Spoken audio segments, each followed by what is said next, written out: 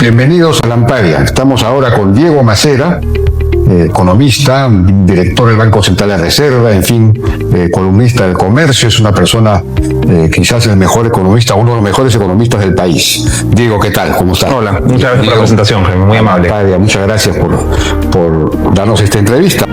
Tú publicaste un artículo muy sugerente, muy interesante, en el que señalas que en realidad, si bien hemos crecido 3.4% el año pasado, en realidad podríamos estar creciendo a una tasa mucho más alta que el INEI no refleja.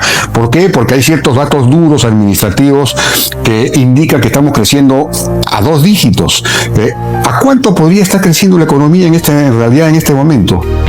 Mira, no me mando a poner una cifra, ¿ya? Pero lo que sí parece bastante sugerente es que el 3.4 no está reflejando del todo la realidad de la actividad productiva peruana, ¿no? Entonces yo lo que en el artículo recogía varios indicadores de diferentes partes, ¿no? Decía, mira, empleo, lo mencionábamos, 6.2%, pago de IGB, que es una data muy dura, ¿no? O sea, que es cuánto se está pagando de IGB, y que es un reflejo bien cercano al consumo de las familias, ¿no? Eso también creciendo cómodamente por encima del 6%.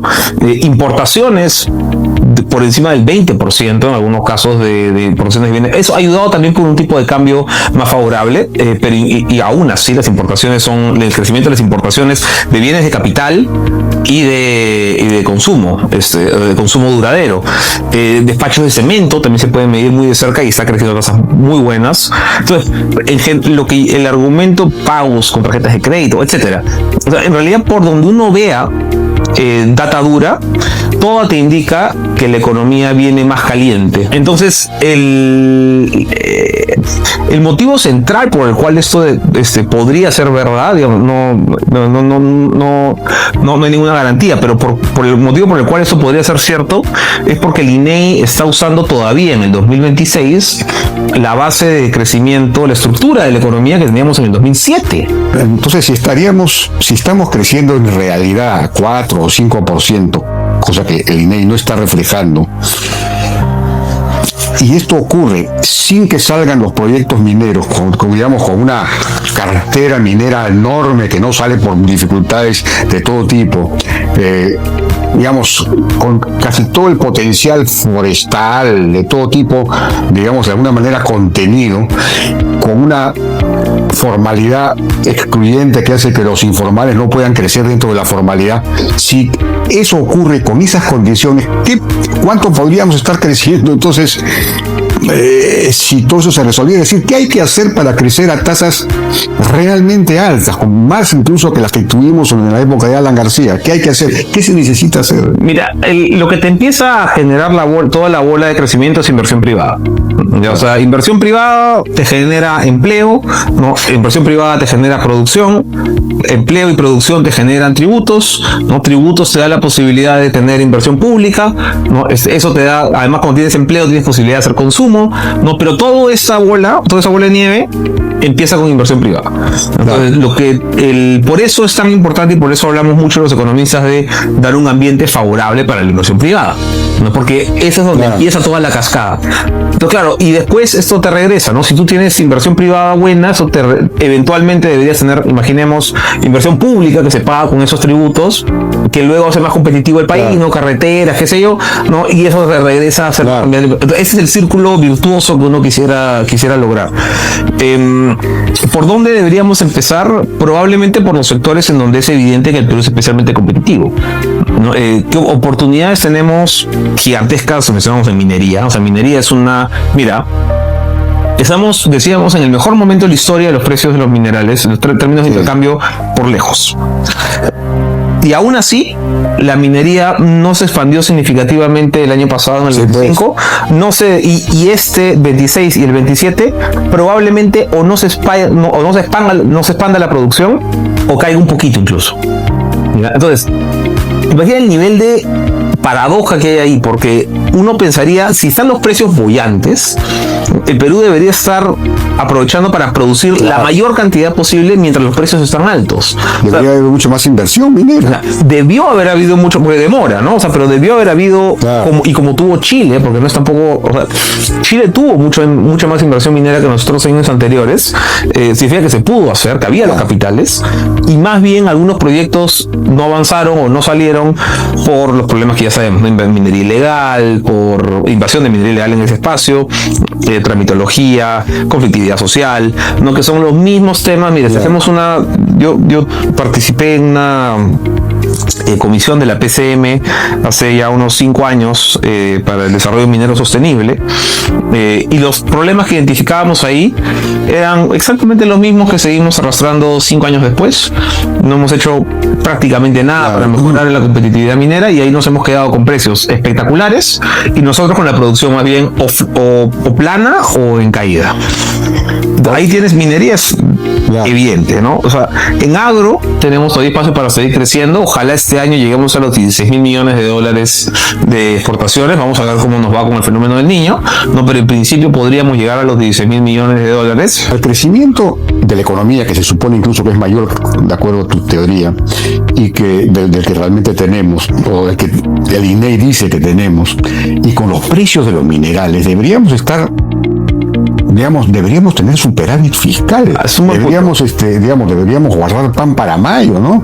Y sin embargo tenemos un déficit que algunos dicen que ya es un déficit que puede convertirse en un déficit estructural, un déficit digamos, ya muy difícil de ser revertido, ¿no?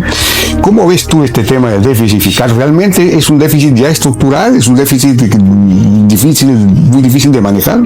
Mira, es un tema que yo veo con preocupación, además que hemos visto con mucha preocupación desde el Consejo Fiscal, porque como mencionabas tú, en contextos de buenos precios, años anteriores, el anterior superciclo, lo que teníamos era superávit, ¿no? Es decir, teníamos más ingresos de lo que gastábamos, es decir, podíamos ahorrar, ¿no? Pagábamos lo que teníamos que pagar y ahorrábamos un poquito. ¿Qué es lo que haría cualquier familia responsable? No sé, si yo sé que por algún motivo estoy teniendo ingresos más altos, ¿no? Y que no sé si me van a durar para siempre o no, probable es que no. Entonces, bueno, no es que subo mi gasto para igualar estos ingresos extraordinarios, sino que trato de mantener mi gasto más o menos igual y luego ahorro. Eso es lo responsable. Ahora, ¿qué hemos hecho nosotros? Hemos dicho, oye, tenemos ingresos altos, ¿no? Los precios de los minerales están altos. Bueno, gastemos más. No gastemos más, y además en temas que luego es muy difícil reducir el gasto. Porque claro, si tú me dices, oye, ya gastemos más en temas que es típico de inversión pública, ¿no? Yo puedo empezar a gastar más en la construcción del hospital o en la construcción de la carretera. Eventualmente, si los ingresos bajan, bueno, dejaré de construir hospital y carretera. Pero yo no puedo hacer eso si le subo el sueldo a docentes, no puedo hacer eso si le subo el sueldo a doctores, si contrato al CAS, si le doy la gratificación, si le doy gratificaciones por aquí y por allá, ¿qué es lo que estamos haciendo? Entonces, lo que hemos hecho es incrementar el gasto para igualar casi o superar incluso el crecimiento de los ingresos, que son extraordinarios, y además subirlo de tal manera que luego, cuando bajen estos ingresos, porque van a bajar, no sé si el próximo año, no sé si en 5, no sé si en 10, pero van a bajar. Cuando bajen estos ingresos, nos quedamos anclados con un gasto más amplio. Entonces, y eso no es una cosa así, eso pasa siempre. Entonces, le pasó a Bolivia, evidentemente, le ha pasado a Ecuador, le pasó en otro sentido, pero le pasó también a Colombia.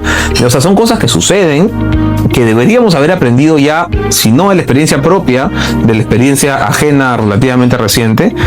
Y mi impresión es que ahorita sí ni el Ejecutivo ni el Legislativo están particularmente interesados en mantener alguito de responsabilidad fiscal para los siguientes años.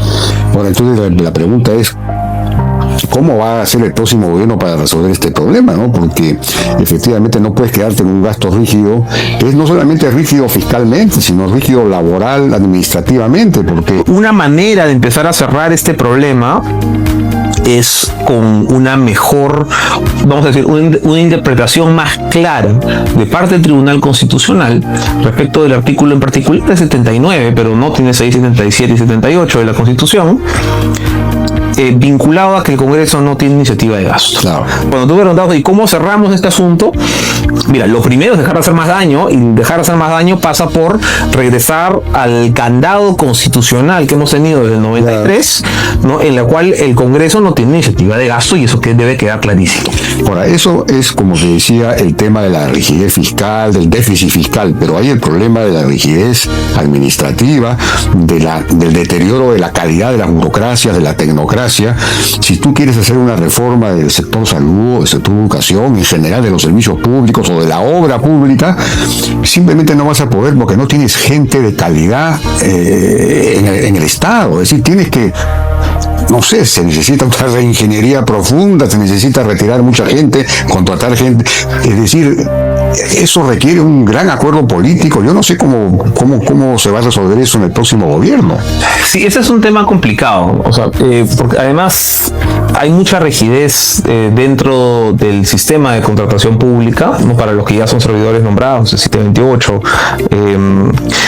Y el margen de maniobra político que han tenido diferentes administraciones ha sido realmente bajo. A mí lo que me preocupa es, mira, yo creo que hay funcionarios públicos muy competentes, ya no quiero generalizar, funcionarios públicos muy competentes, muy honestos, que trabajan muy duro, que realmente tienen vocación de servicio, absolutamente. Ahora, la percepción que me da en ciertos sectores es que cuando hablamos de política educativa, por ejemplo, y de mejoras en la política educativa, casi inmediatamente eso se va a cómo le doy más beneficios o le pago más a los profesores. Sí, pues. Ya, ¿no? Entonces, cuando hablamos de temas de salud, a veces va, oye, ¿cómo le doy más espacio y beneficios y protecciones a los médicos o personal de salud?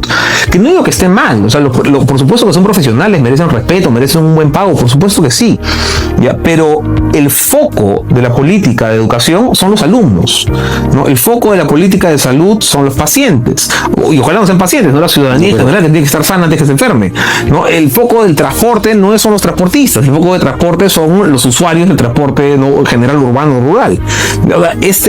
Y sin embargo, lo que hemos tenido en los últimos años, me parece, es un copamiento más claro de los espacios de decisión política por estos actores que alguna representación legítima, por supuesto, que tienen que tener, pero no, el foco de la política pública no tiene que ser de quien grita más fuerte. Bueno, eso se expresa en el incremento notorio del gasto público en esos sectores, al mismo tiempo que la calidad del servicio disminuye, es decir, los rendimientos, los resultados de salud, de educación son menores, y sin embargo el presupuesto ha crecido mucho, es decir, es una cosa pues es escandalosa en realidad. Entonces todo eso requiere, no sé, un enfoque muy serio, muy radical. Mira, hace el Ronin, ¿no? La consultora de David Tuesta, ¿no? El ex ministro de Economía, publicaba un informe bien interesante hace algunos meses en Perú 21, ¿no? Ellos decían, mira, hace 10, 15 años el trabajador formal promedio del sector privado ganaba algo así como 300 soles más que el trabajador promedio del sector público, que es lo natural. En todos los países normalmente el sector privado gana un poco más que el sector público. Ahora, ¿no? Al 2016 es al revés. El trabajador promedio del sector público gana como, no me acuerdo si eran 300 o 400, algo por ahí, soles más que el trabajador promedio del sector privado. Ahí estoy sumando todo, no estoy sumando agro con Contraloría, o sea, esto es un promedio bien general, pero te da una idea de nuevo, por tendencia, de que los sueldos del sector público en promedio han estado creciendo bastante más rápido que los del sector privado. Tan así es que lo superaron, que lo superó. Entonces, hoy es más rentable en promedio ser un trabajador del sector público. Bueno, pero eso lo que implica es que el Estado está explotando al sector privado. El sector privado, que es el que financia al Estado, está percibiendo menos ingresos, por lo menos a nivel de trabajadores y de empleados. Y sobre eso tiene el problema de la formalidad y la informalidad, ¿no? Bueno, así es. Bueno, y digamos que esta estructura del Estado, de los servicios públicos, no solamente por los partidos que están en el Congreso. Esto es una cosa que viene en los gobiernos subnacionales desde el comienzo, ¿no? Tiene que ver con el costo de la formalidad, ¿no? Porque la formalidad es tan costosa, tan asfixiante, que es muy difícil prosperar realmente en el sector formal, en el mercado formal. Entonces mucha gente prefiere capturar el Estado, porque en el Estado puede tener ese ascenso social y económico que a través del mercado le es complicado, o irse a la ilegalidad, ¿no? Va abiertamente. Entonces eso es un tema muy serio. Entonces, ¿cómo hacer, digamos, qué hacer en este caso? Es decir, el otro día miraba unas estadísticas que decían que en el Perú el Perú es el país del mundo que tiene el mayor número de días no laborables al año, ¿no? Sumando vacaciones más feriados. Y al mismo tiempo es el país, por lo menos de los vinculados a la OCDE, en el que la gente trabaja más horas al año. Dos datos aparentemente contradictorios, pero que en realidad significa que mientras la formalidad descansa, la informalidad trabaja 24/7, precisamente además para producir bienes y servicios baratos para esta formalidad que es muy costosa, ¿no? Es un equilibrio pues de baja productividad, y este es un problema estructural muy serio. ¿Cómo resolvemos eso? Mira, hay dos caminos para mí centrales con esto, ¿ya? A ver, nadie tiene la bala de plata, eso es un problema súper complejo con muchas aristas. Dos caminos que me parecen los más razonables de explorar. Lo primero es, hemos hecho un ecosistema para las empresas pequeñas, microempresas formales, que claro, les permite subsistir, ¿no? Tiene bajos costos, algunos tienen cumplimiento tributario relativamente simple, ¿no? 20 soles al mes, 50 soles al mes, no tienes que llevar libros, pero ese ecosistema que hemos creado en realidad es también como una suerte de carcelita, de cárcel chiquita, ¿ya? ¿No? En donde, cárcel dorada pequeña, en donde, claro, te vas a quedar ahí, no quieres salir, ¿no? Porque si sales, ¿no? Si creces y ya eres más, te expandes, vas a tener que enfrentarte con la jungla de la parte administrativa, de la parte laboral, de la parte tributaria. El salto mortal. ¿No? Entonces, hay muchos empresarios que se sienten más cómodos y yo me quedo acá chiquito, no me va a saltar la SUNAT, no me va a venir la SUNAFIL, no me va a venir la Defensa Civil, no me va a venir la municipalidad, no sé, acá me quedo. Y cuando empieza a crecer, en vez de generar escala, ¿no? Y eficiencia, oye, abro otra compañía al costado, ¿no? Empiezo a dividir, no tengo acá mi negocito aquí, mi negocito allá, mi otro negocito aquí, ¿no? Entonces, a ver, algunos podrán crecer, pero el sistema que hemos creado es uno en el cual yo te penalizo más bien cuando creces, ¿no? O sea, el empresario chico, muchas veces los incentivos no están para que crezca, ¿no? Sino más bien para que se quede pequeño, ¿no? Laboral, el trabajador 21, a partir del cual tengo que empezar a repartir utilidades, ¿no? Los saltos de renta, ¿no? A partir de ya no califico para el RUS, ya no califico para el RER, ya no califico para el régimen MIP, tengo que ver el régimen general, entonces vendo justo un poquito antes. Hemos creado todo este armazón para dejarlo chiquititos. Entonces, lo primero es cómo damos incentivos para las empresas para que crezcan, ¿no? Más bien no penalizamos el crecimiento, sino lo fomentamos. Entonces, uno. Y el segundo, que de repente es un atajo, es cómo hacemos que más personas, trabajadores, estén empleados, estén trabajando en unidades de negocio más productivas, que son típicamente unidades de negocio medianas o grandes. Mira, hasta te diría pequeña, te podría aceptar, ¿ya? El problema que tenemos hoy es cerca de 65% de la población, ¿no? 2 de cada 3 trabajadores, están en unidades productivas de menos de 5 o menos trabajadores. O sea, incluyendo muchos independientes. Entonces, claro, tienes a 2/3 de tu población activa, tu principal capital en realidad del país, o sea, los trabajadores son los que hacen la economía. O sea, el principal capital del país lo tienes en unidades productivas chiquititas. Digamos, no hay nada intrínsecamente malo con que seas pequeñito. Puede ser pequeñito y muy productivo. Alguien me dirá, oye, no sé, pues Amazon empezó con solamente 10 pesos, ¿no? Y Mark Zuckerberg en su cuarto, ¿no? Y puede ser chiquitito y empezar a crecer. Sí, pero eso no es el 99.9%. Claro, sí, pues. Para la gran mayoría lo que tú necesitas es escala. Necesitas capacidad técnica. Necesitas entrar a mercados más competitivos. Necesitas necesitas capital, necesitas financiamiento, ¿no? Y eso es bien difícil de lograr cuando eres muy chiquito. Entonces lo que se necesita es hacer más atractiva la contratación en empresas que ya tienen una escala suficiente. O sea, esa es la manera sí, que la formalidad laboral es muy costosa, pues es muy cara, muy rígida, muy... Mientras más grande eres, es más difícil contratar. ¿Ya? O sea, mientras más productivo eres, más caro, más inflexible, más fregado. Y es increíble que la CGTP no entienda eso, ¿no? Porque debería favorecerle, convenirle, digamos, abrir el mercado laboral, abrir la legislación laboral, hacerla más inclusiva, porque tendría una base sindical mucho más grande, podría tener más poder, pero claro, eso significa pues incursionar en el mundo de la libertad, lo cual... Pero esa misma filosofía, mira, uno podría pensarla para la SUNAT también. Y la SUNAT debería, o sea, el incentivo, a ver, la SUNAT está para hacer cumplir la legislación, el marco tributario. No es estrictamente, como consecuencia eso recauda, claro. Pero la función que tiene es el cumplimiento del esquema tributario.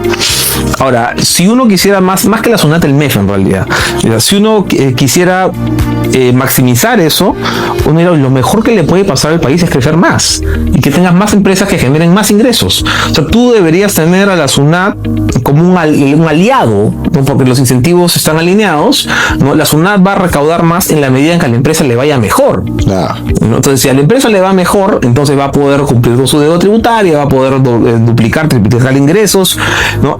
Y más bien, a veces la sensación es en la SUNAT de impredictibilidad, ¿no? De poca consistencia en algunas interpretaciones, ¿no? Que hacen mucho más difícil a las empresas tener un planeamiento tributario medianamente sensato, ¿no? Predecible, que puede ir aplicando a lo largo del tiempo. Entonces, eso es laboral, es tributario, pero en general, como te decía, el sistema está pensado para que cuando yo crezco más, me hace más difícil la vida. Y debería ser al inverso, ¿no? Debería darle yo los incentivos al empresario para contratar más, para crecer más. Claro, sí, pues. Ahora, esto se manifiesta, como te decía, esta formalidad que no deja crecer a la gente, se manifiesta en el hecho de que mucha gente quiere capturar el Estado para crecer. Es el caso de los gobiernos subnacionales, claramente. Entonces, los gobiernos subnacionales se han convertido, que además tuvieron mucho dinero sin recaudar nada, es decir, no hay una base ciudadana fiscalizadora, digamos, los gobiernos regionales no recaudan nada, y los locales fuera de Lima casi no recaudan nada, tampoco casi no recaudan predial, o sea que reciben transferencias del gobierno central y el alcalde es una especie de dios que tiene un montón de plata que no ha recaudado localmente, no hay nadie que lo fiscalice por eso, y sin embargo gasta pues como le da la gana, mete a los familiares, a los allegados, se han convertido en botines presupuestales, ¿no? Y por eso no funcionan los servicios. ¿Qué hacer? Es decir, ¿qué hacer con la descentralización? Sí, yo coincido que ese es uno de los problemas más graves, ¿ya? O sea, lo que has hecho es partir el Perú en 1900 pedacitos, que les decimos distritos. Sí. ¿No? Además, si tú me dijeras ya, son 1900 pedacitos, pero son 4 o 5 partidos los que tienen el 90%, ya bueno, en fin, pues pueden haber esta coordinación orgánica de alto nivel, ¿no? Pero ni siquiera, o sea, tienes N movimientos regionales que están en cada uno de estos pedacitos, y algunos partidos medianamente representativos, no sé, APP, Somos Perú, que han logrado un posicionamiento, pero en general es un caos. Y esa gestión es bien, porque claro, tienes los 1900 distritos, tienes las cerca de 180, 190 provincias, ¿no? Más los 25 gobiernos regionales. ¿No? En Perú se hace realmente inmanejable con esa estructura geográfica, porque además de distribución, circunscripciones políticas, no geográfica. Ahí un punto que es bien importante es que en los últimos años la mayor parte del presupuesto para inversión pública ha estado en los gobiernos subnacionales. Entonces, ahora en abril vamos a elegir al presidente de la República y él va a elegir a los ministros, etcétera. Y claro, los que tienen más plata ahí son, ¿no?, el Ministerio de Educación, el Ministerio de Vivienda, Transportes. Pero cuando uno se enfoca específicamente en inversión pública, los que tienen más plata en realidad son los gobiernos subnacionales. Así es. O sea, si sumamos los distritales y los provinciales, casi el 70%. Y los regionales, ¿no? La plata está ahí. Entonces, vamos a elegir a esos en abril, pero en realidad los que van a dar la plata para la inversión los vamos a elegir en octubre. Así es. O sea, ahí donde, y cuando hablamos de cierre de brechas, ¿no? De salud, de educación, saneamiento, ¿no? Provisión de agua, evidentemente, transportes, todo eso lo elegimos la mayor parte en octubre.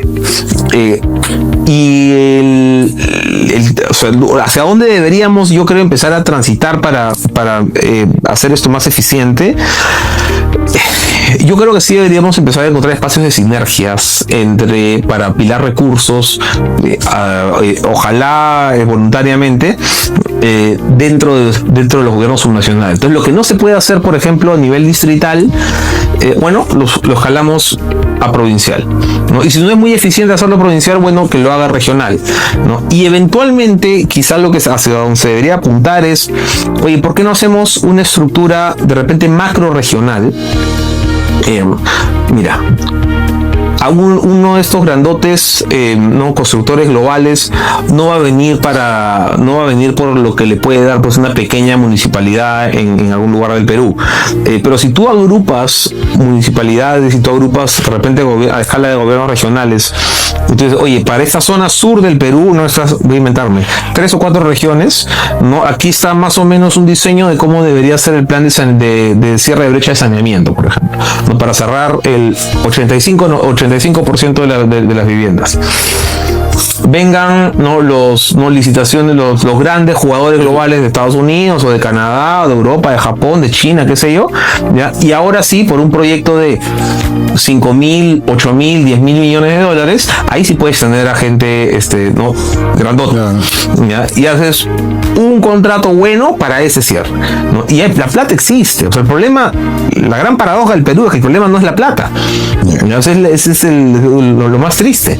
O sea, la plata existe, lo que pasa es que está en muchos casos muy mal utilizada. No, se pierde. O sea, mira, el Perú en inversión pública como porcentaje del PBI invierte más que Chile o que Colombia.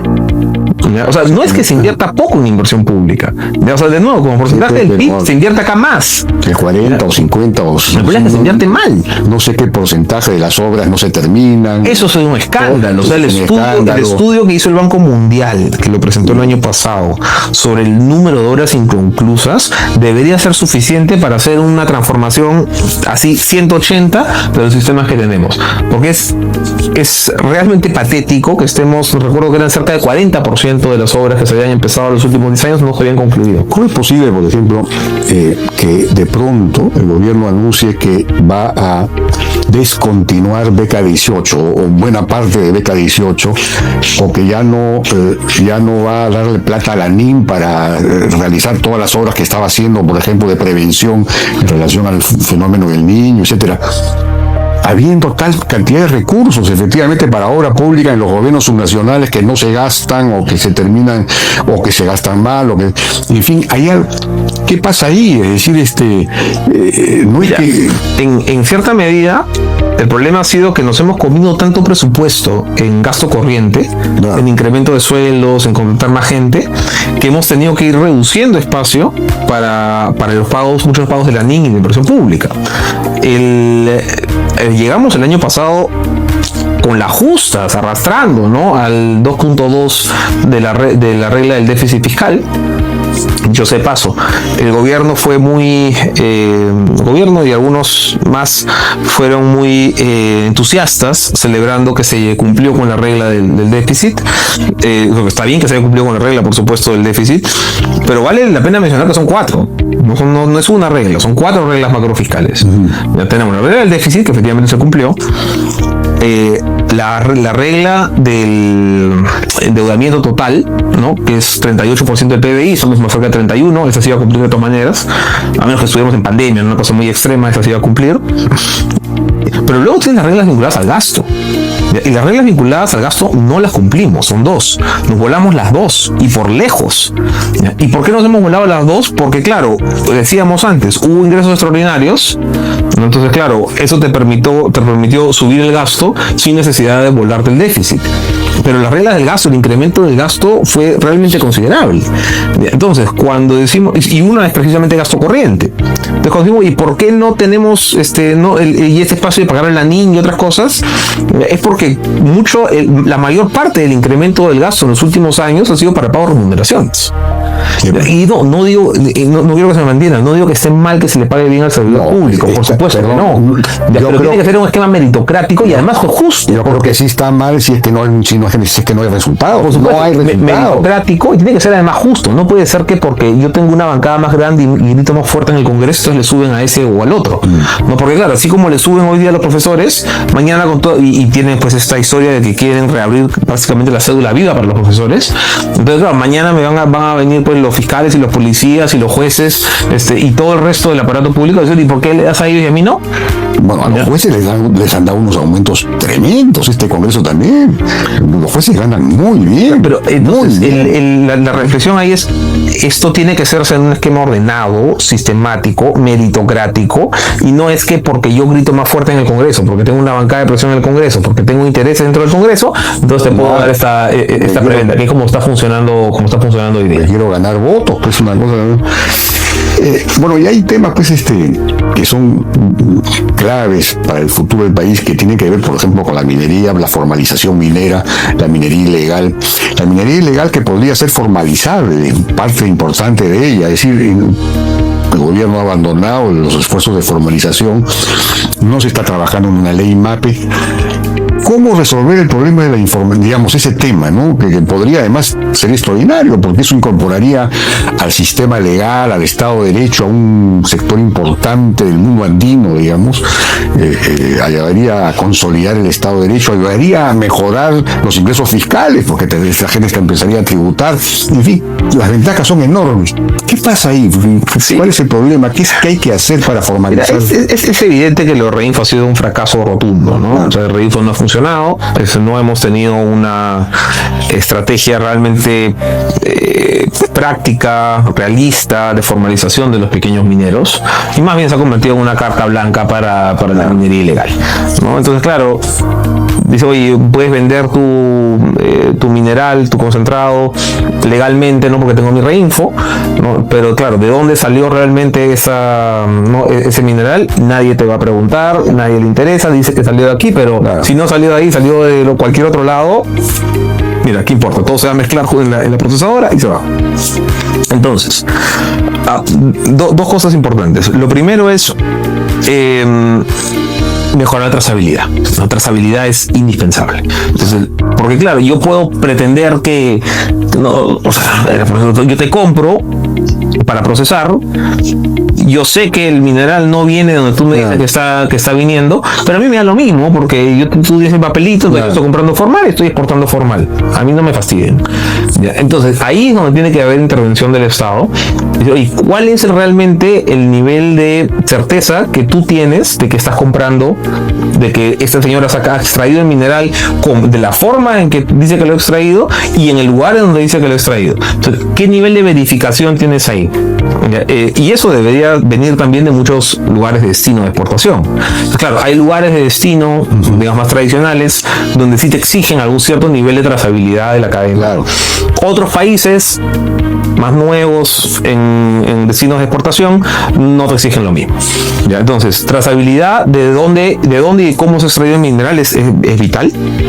Y lo otro es darle ya vinculado de repente al espíritu central de la ley MAPE, es darle un camino realista al pequeño productor, al que no es un criminal, ¿no? Sino al que viene dedicándose a eso de repente hace un montón de tiempo, ¿no? Y que tiene voluntad de formalizar formalizarse, que tiene voluntad de entrar al circuito formal, pero le ha puesto la barrera hasta acá, ¿no? Claro. Entonces, claro, si yo tengo voluntad de saltar, pues te puedo saltar hasta aquí este año, ¿ya? Y el próximo año te puedo saltar hasta acá, y el próximo año te puedo... Entonces, ¿qué pasos realistas, concretos yo le puedo dar a esas personas, a esas pequeñas empresas, para que se empiecen a formalizar poco a poco, con cumplimiento laboral, tributario, ambiental, por supuesto, y que me separe la paja del trigo, ¿no? Que me separe al pequeño productor que de repente no ha tenido la oportunidad de hacerlo, pero que tiene la voluntad, de los criminales, ya, del que está robando el oro, del que no tiene ninguna voluntad de formalizarse y que está pasando piola los últimos 10 años, claro, con estas ambiciones de Reinfo. Entonces, la clave de la ley MAPE es que pueda tener ese parteaguas, ¿no? Entre quienes tienen la voluntad de empezar a hacer las cosas bien de forma realista, ¿no? Que no me pidan pues un plan de voladura detallado, ¿no? Cosas que de repente no las van a poder cumplir el primer año, ¿no? Pero que sí por lo menos te trace una ruta razonable, versus el que no tiene ninguna voluntad de hacerlo, y a ese tiene que caerle simplemente la ley. Sí, pues. Bueno, ya para terminar, el próximo gobierno, digamos, una de las pocas ventajas o la única ventaja de esta multiplicación de candidaturas es que de repente vamos a tener un Congreso con pocas bancadas, lo que significa que cabe la posibilidad de que el gobierno que llegue pueda tener una mayoría, sea propia, sea de coalición, o sea que para romper este ciclo pues anárquico de vacancias y disoluciones y todo lo demás, pero digamos va a poder gobernar en teoría, pero va a tener que poder, digamos, de poder formar una mayoría para poder hacer las reformas que se requiere para resolver estos problemas que hemos conversado. El próximo gobierno, ¿qué reformas va a tener que hacer, digamos, para resolver todos estos problemas, para volver a crecer a tasas altas, para volver a reducir la pobreza aceleradamente? En fin, ¿cuáles son las principales reformas que tendría que abordar? Mira, las reformas en el Perú tenemos ¿no? Salud, educación, infraestructura, tributaria, laboral. Tenemos un montón de para elegir. Si yo tuviera que quedar con una, mira, ya solamente tienes capacidad política para hacer una buena reforma. Servicio civil. O sea, necesitas un Estado más competente, necesitas un Estado más meritocrático, necesitas un Estado donde, digamos, el Banco Central es el ejemplo, si quieres, paradigmático siempre, ¿no? Digamos, no todo puede ser el Banco Central, porque el Banco Central tiene autonomía constitucional, no tiene ciertas ventajas que no va a tener, de repente, la pequeña municipalidad, ¿ya? Pero por lo menos es una guía de hacia dónde deberíamos empezar a apuntar.